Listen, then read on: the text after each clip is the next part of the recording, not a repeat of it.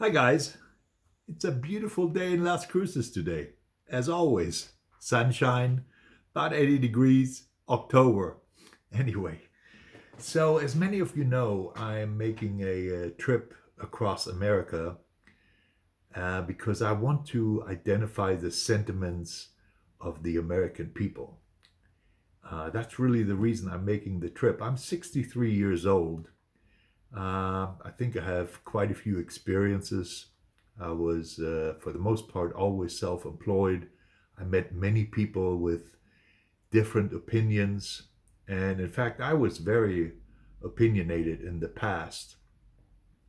And it leads to the question, what is really truth?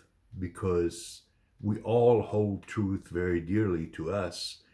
And it's sort of a security blanket among us, individual groups, that we defend this truth and we hold very dearly on to this truth. I think what has really changed life in America has been social media, for one thing, of course, Facebook, and I'm guilty of that too. We post very offensive things, offensive in a way that it interferes with somebody else's truth. And once that is set in motion, it brings rapture between friends and families and communities and so forth. And Facebook, when you look at your friends, they are mostly your peers. In other words, there are people who believe the same way you do. Since most people, for the last few years, only communicate via Facebook, and I'm going to say it rarely outside the family, among friends about political or religious or any other issues, we believe that the majority of the people, because of our peers on Facebook and social media, Twitter and so forth, all believe like we do. And if there is some intrusion into that truth, then all holy hell breaks loose. Well, in my opinion, and it's just an opinion, truth is a very subjective manner. If we would know truth, or if anybody would know the truth, then we would go to that person or that specific group of people and would say, hey, what is the truth? What moves us forward? What is the best way to do? But in most cases, truth is a very subjective issue, and it is agreed upon in a culture, in the history of in humanity, and then we live that truth, and suddenly we make changes. If we look at issues like slavery, homosexuality, divorce, um, all these things that have changed within just 100 year or a decade span, and what was once truth is not truth anymore. I, in fact, held on to a lot of truth, which I believed was the truth. And then the older I get, and you may call it wisdom, if I may say so, you recognize that your truth is not someone else's truth.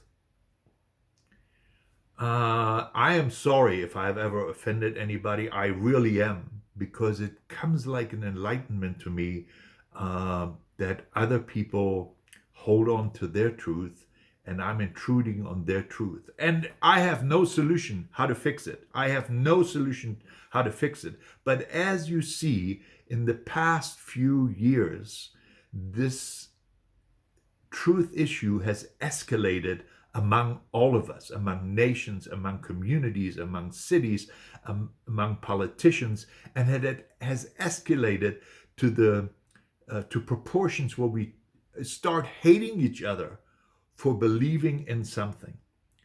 So my journey across America is the reason for that is so I can go out, interview people, and ask them what they hold dear.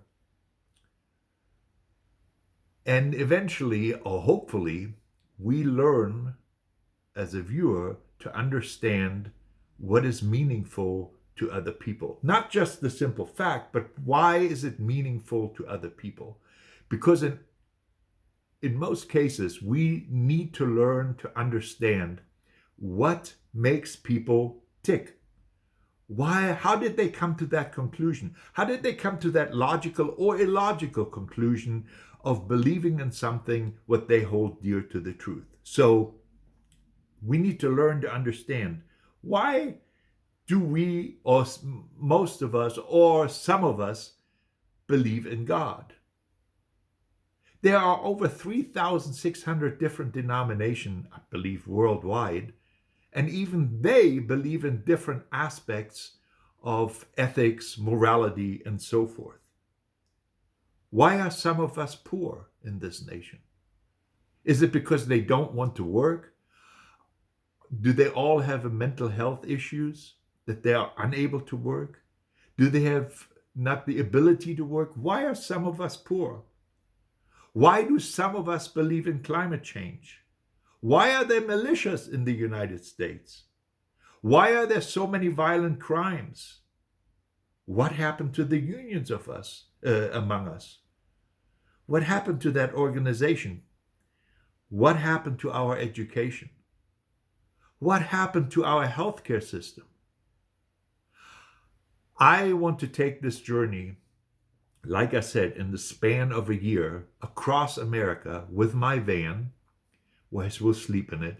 So I will go out for 3-4 weeks, come back for a week to my home base. I will document that in photographs. I will document it in video. I will document it in brief scenarios of writings.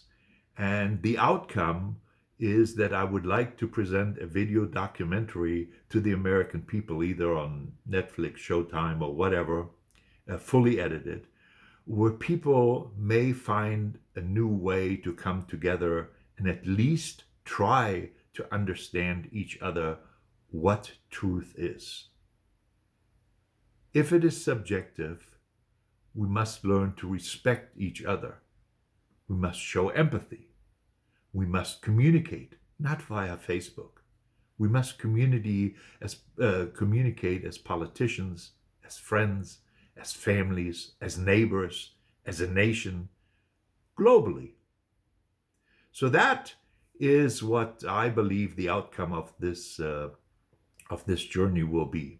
So I will go 3 weeks out, 3 weeks back in different settings of the nation, from truck stops to mega churches to small snake handling churches in Appalachia. I will meet with militia people. I will meet with politicians. I will meet with the people at the dining table in a small community, just to find out and give the American people a view of how other people live, think, and feel. So that's the reason. I hope you support this project. Follow my blog, subscribe to this channel or to my newsletter. And if you have any comments, please contact me anytime. If you have suggestions, suggest if you want to help me in any way you can, monetarily or in any effort or skill you're knowledgeable of. And I thank you from the bottom of my heart. Thank you.